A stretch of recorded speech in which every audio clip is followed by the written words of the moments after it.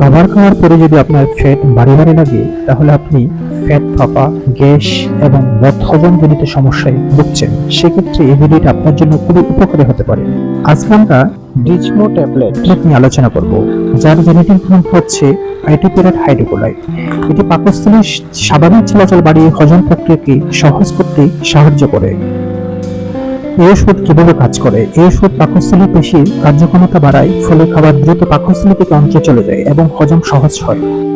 কি কি সমস্যায় এই মেডিসিন ব্যবহার করা হয়? পেট ফাঁপা, গ্যাস, বমি বমি ভাব, পেট ভারী লাগা, ক্ষুধামন্দা ইত্যাদি ক্ষেত্রে এই ওষুধ ব্যবহার করা হয়।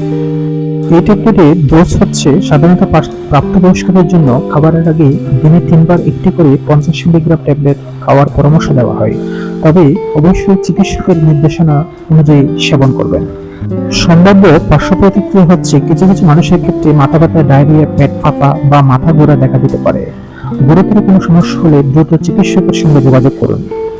গুরুত্বপূর্ণ সতর্কতা হচ্ছে গর্ভবতী বা স্তন্যদানকারী মা, লিভার বা কিডনি রোগী এবং অন্য কোনো ওষুধের সেবন করলে অবশ্যই চিকিৎসকের পরামর্শ নিয়ে ওষুধ সেবন করুন।